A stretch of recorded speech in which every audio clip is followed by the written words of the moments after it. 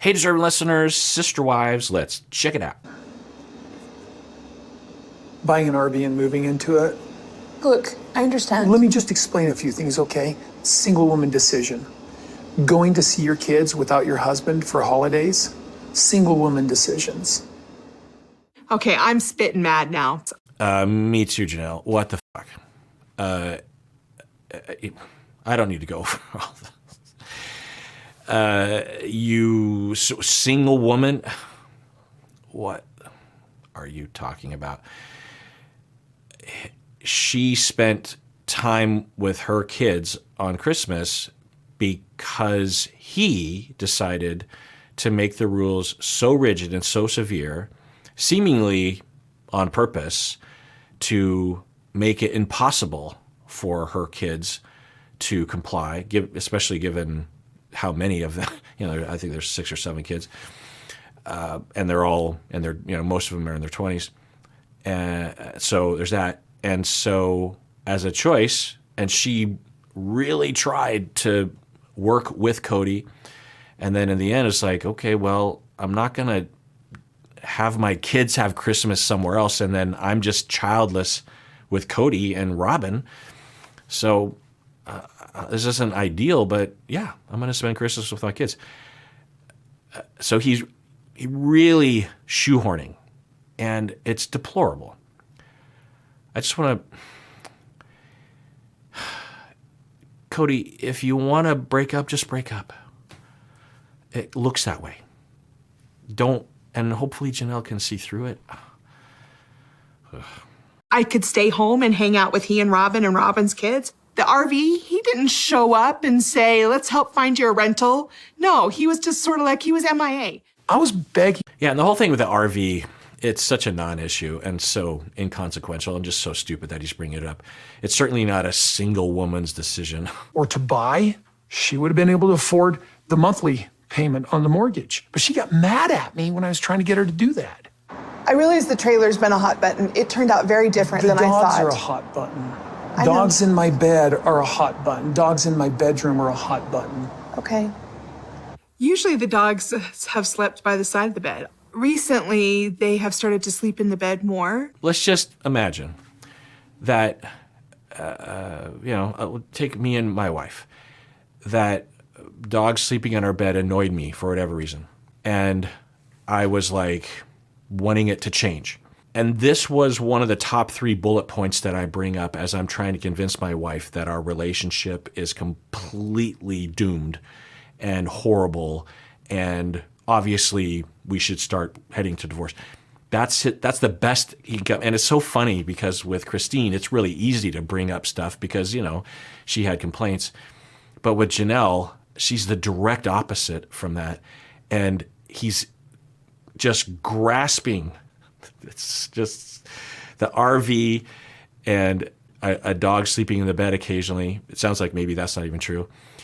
And then what else did you? Oh, you spent time with your kids on Christmas. Like, that's just either he's completely lost it, or he's delusional, literally, psychiatrically, or he is desperately trying to do what I hypothesize, which is trying to provoke her to break up with him, or at the very least to agree with him that the relationship would be over, and she's just not there. I suspect that if he keeps doing this, eventually she will be. Because he's pretty good at going on a mission to alienate someone, I'm careful with the hair, but it's a thing he likes to complain about especially when things are rough between us. These decisions that Janelle makes, like where she's going to rent a house and buying an RV, make an impact on my life when I'm not really consulted for it. It's like, I don't want to live in an RV, but if I don't live in the RV with her, then somehow or another, I am abandoning her. He abandoned her way before the RV. So, yeah. I don't really want to give up my independence, but I do need to consider you more. And great response from Janelle. She says, I do need to listen to you more. I agree, but I don't want to give up my independence. So There's a middle ground there. And now, I don't know, but it looks like the gears are turning in that forehead that is getting ever larger. He is trying to, okay, well, where do I go from here? She's being so reasonable. What do I do? I mean, do you want the plural family still? No. Yeah, great question. Great question. Cut to the heart of it. I question it all the time, I guess. Well, me too. I had to really question myself, like in this last year, I've had to say, okay, do I really want to stay? I feel connected to you. I mean, you're my best friend. Okay, so now it's real talk. It's great. He admits, yeah, maybe I don't. And then she says, yeah, I've been wondering that too. But you're my best friend. And I think she might say, but she said in the past, I don't mind the way things are. I like it. I like this. I'm okay. And I'm willing to change if there's some things, but I'm not going to go complete loyalty, as you put it. She didn't say it like that. She said it in a very constructive way. I like my independence, but, I think I should listen to you more, and that's understandable. So good job, Janelle. I mean, do you want the plural family still? No, I question it all the time, I guess. I will commend him for answering it that way, but I wonder if he is trying to again provoke.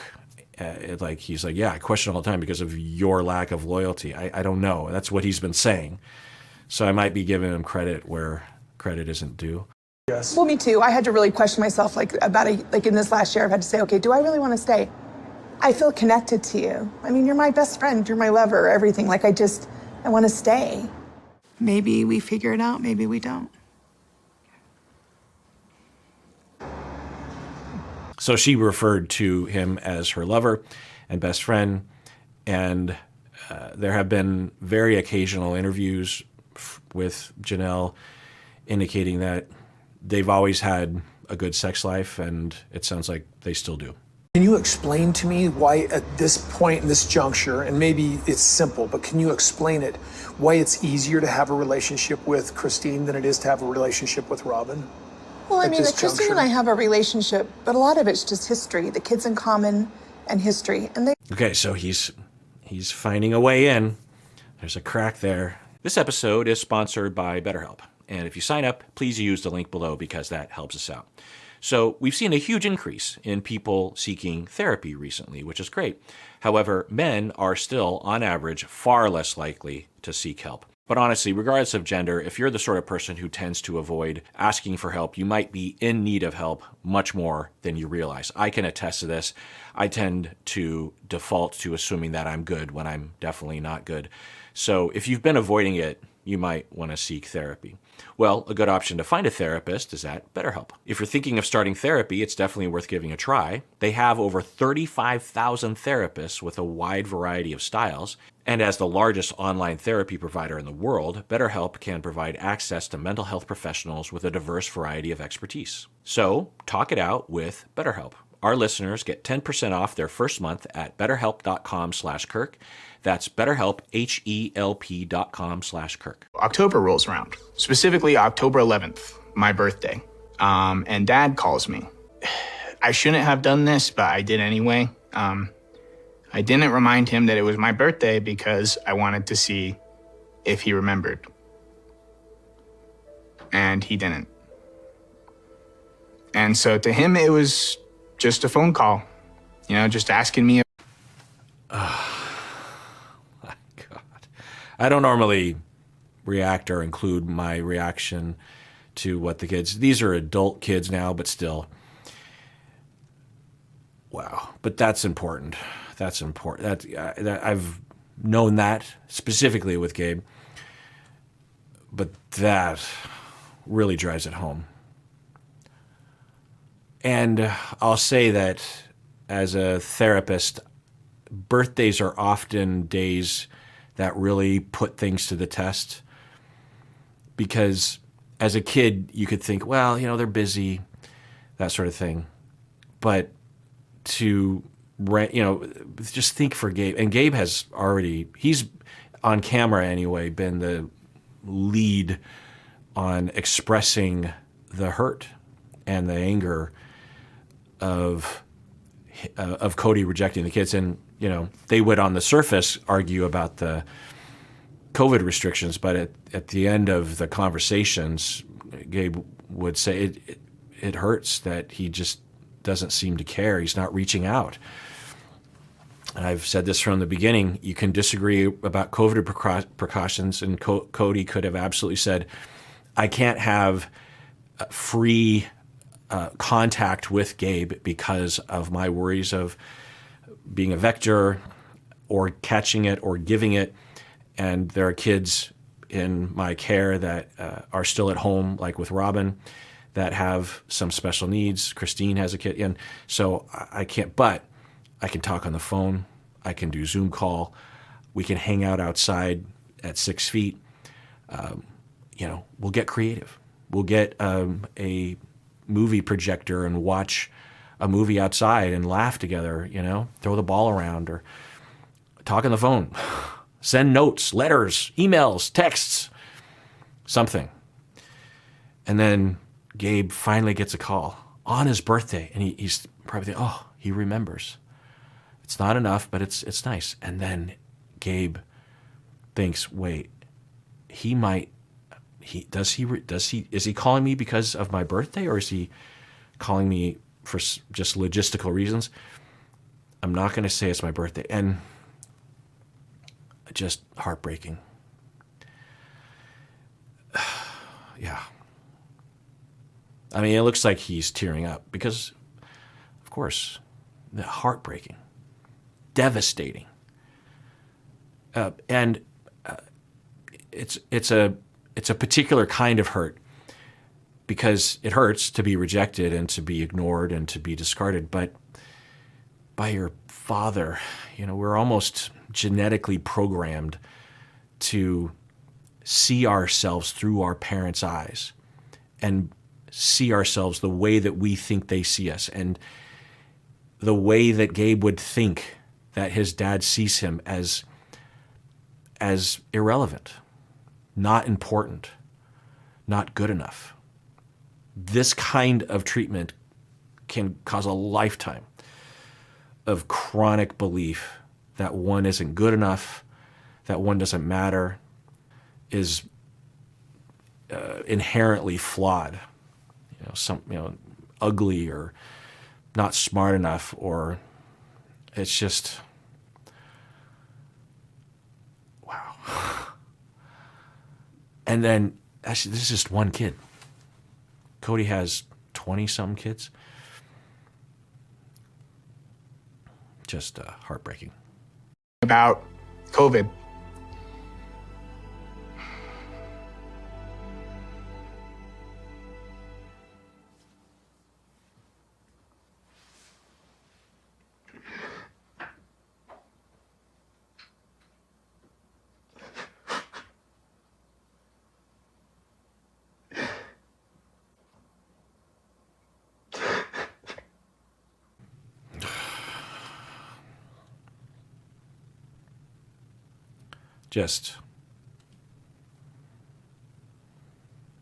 I think you have that same shirt, by the way.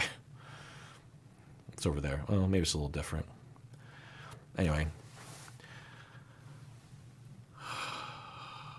And this pain has been going on for a long time. This is not a brand new pain. This isn't an isolated pain, and it's probably not isolated to him. And when we see the adults talking and Cody's topics and narrative kind of dominates, it's easy for me anyway to kind of be tricked into focusing on what he brings up. But at the core of it, I keep bringing it back to, because I've been thinking this, that, okay, fine, you have differences with your wives, I guess, about being loyal to, okay, fine. You have children that require almost no effort to show them that you love them. He could just text them every other day, a meme or something, and that wouldn't be enough, but it would be something. And then to get Cody saying, well, the reason why I'm not talking to you, or, you know, they'll maybe hear through Janelle, or they'll watch the previous seasons and see it.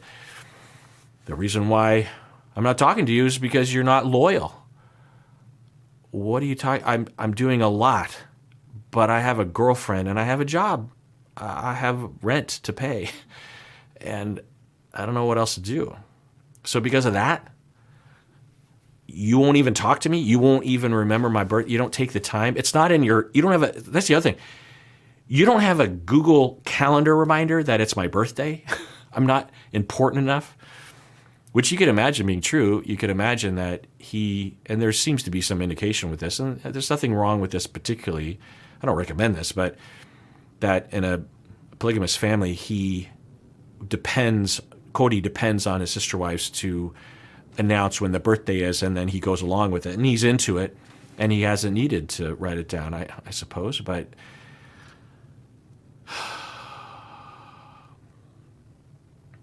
just so hurtful and fucking enraging.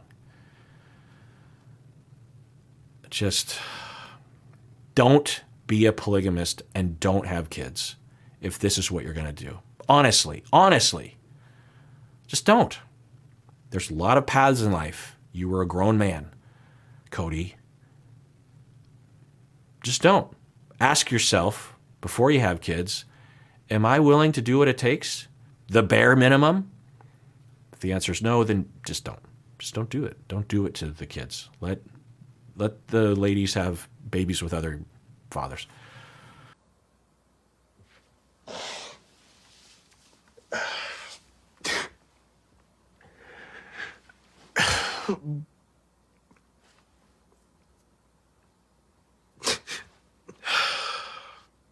It was a lot worse than just a phone call for me.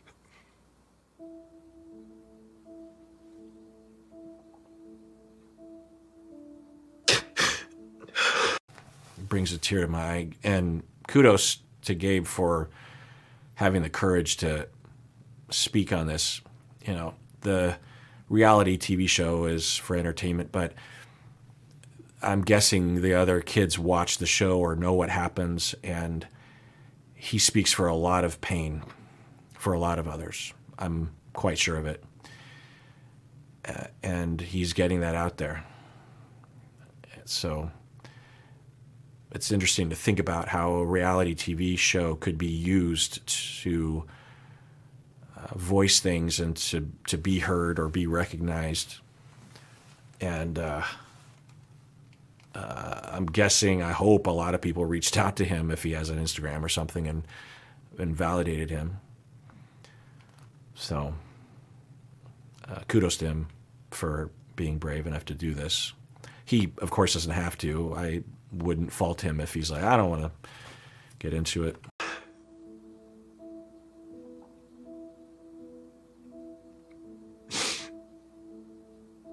And I guess I have a pipe dream that Cody will see this. I'm guessing he would, right? When this aired, and he would be provoked to care and change. I can see that happening, I think.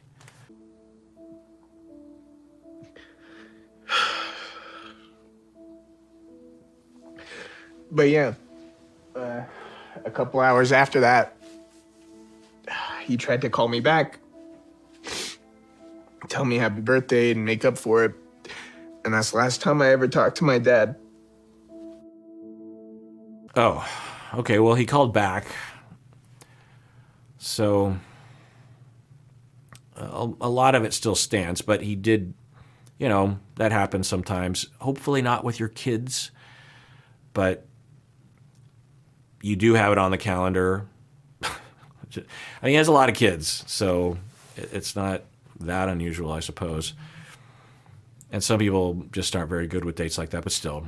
And really, even if we don't focus on that, maybe we can say, well, it's not that egregious, which you could argue against. But regardless of that, it doesn't matter that he called or didn't call about the birthday. It's the overall neglect. Janelle used the word estranged from his own kids. Estranged for what? For what? Because they're not loyal. All right, well, that does it for that episode. Everyone out there, please take care of yourself because you deserve it. You really, really do.